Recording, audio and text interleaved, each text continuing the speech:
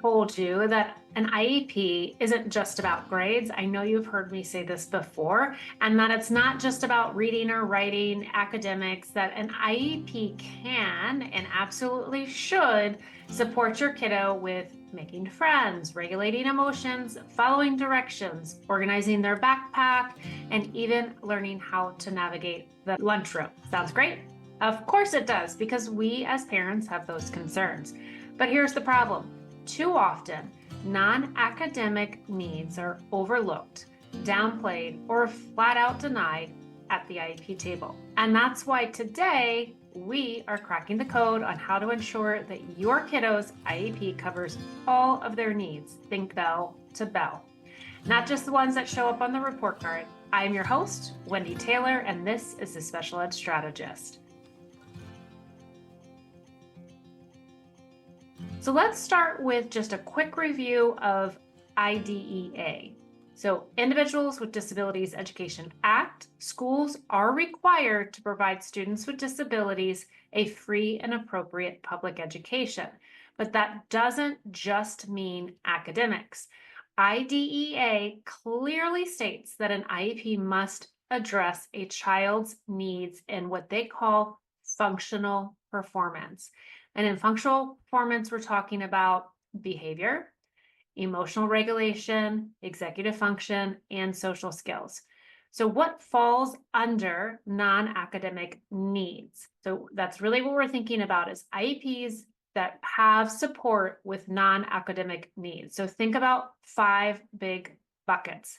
I want you to think about the social emotional skills, such as making friends, handling peer conflict, self-advocacy, and understanding social cues. Think about behavioral supports, managing outbursts, transitions between activities, whether that's in a classroom or throughout the school day, meaning in the hallways, lunchroom, recess, specials.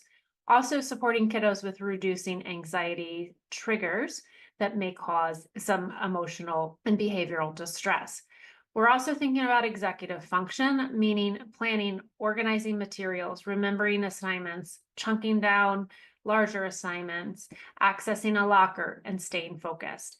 We're looking at life skills as well. That can include using public transportation, money management, daily life skills. Again, not academically related, but looking at our education and accessing the education. Related service, when we have that on an IEP, we're talking about occupational therapy, speech therapy, counseling, social work support, assistive technology.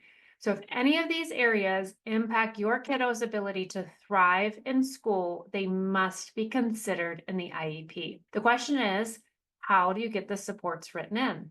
So let's dive in. Well, this is where many parents tend to get stuck, right? So schools will push back. They'll say this isn't an educational need. And I did say educational, but let's talk about it. We don't have data to support this. And here's how to break through those barriers to advocate effectively. I do talk about collecting data. You can do that at home and in your community. You can keep it on your smartphone, digital file on your computer, or just write it out and bring it with you. So thinking about these areas of needs that are impacting your kiddo and for you to start collecting data yourself so that you can start bringing it to the team to feel empowered. A suggestion can also be that you want to request a functional performance evaluation. You can do this through an IEP meeting. So many schools focus again on those academic tests, but you have the right to request assessments for non-academic areas. So ask for an evaluation that looks at social emotional, ask for an evaluation that looks for executive function or behavioral skills. And you can put that in writing specifically, because we always have to put it in writing, because remember, if it's not in writing, it doesn't take place. And you're going to say something like, I'm requesting a functional performance evaluation to assess my kiddos' needs in the areas of executive function, behavior, social skills, as these impact their ability to access their education. So those are the key words. Then you're going to use data to build your case.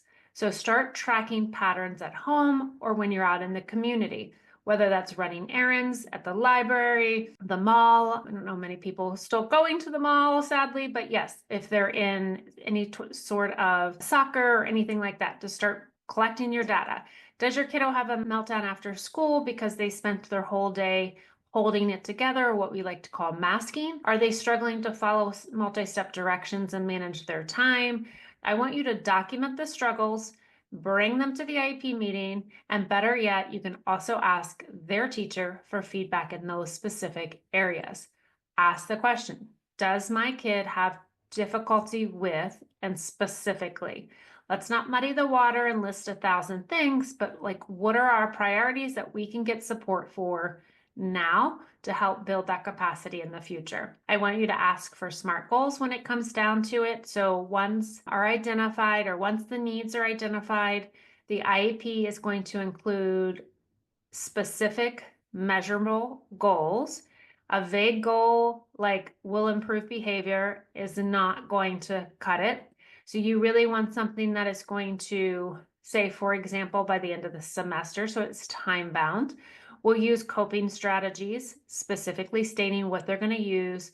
What is the criteria? So maybe out of X amount of times when frustrated. So you really want to map out a time frame, specifically what we're supporting, and then what parameters that's going to look like, and then how are we following up to ensure that what we're collecting data on in that goal is being collected and reported in a timely fashion. Make sure that we're requesting support services and accommodations. So if your kiddo struggles with transition, maybe they're going to need a visual schedule or a transition warning. If they have trouble organizing, perhaps maybe a daily planner or a check-in, like a check-in, check-out with a teacher. I've had students, they go into the school, they check in with a specific teacher at a specific location, and then they check out with the same teacher in a specific location at the end of the day. So really think of accommodations of how, as to how, and the services as the who.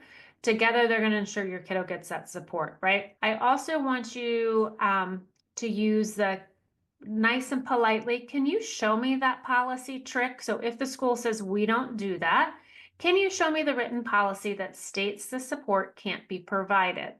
9 out of 10 times, there's absolutely no policy. It's just a preference there in the building. And so that's one question that can certainly open the doors. Now, if you still get pushback and they don't have the policy, you also want to follow up with, okay, I understand that you can't show me this policy. Can you write that? I look forward to seeing that in the prior written notice. Remember, that is the notice that comes out after your meeting, the little confusing term, after your IEP meeting as to what was proposed at the meeting, what was implemented, accepted, and what was denied.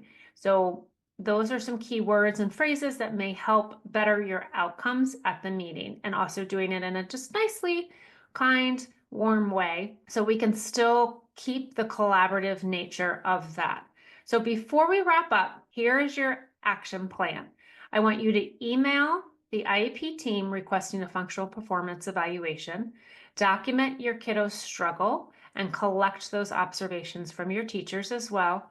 I want you to come to the IEP meeting with some sample SMART goals so that you really can show the team how this all can connect with what the law says, what your kiddo needs, and ensuring that free and appropriate education.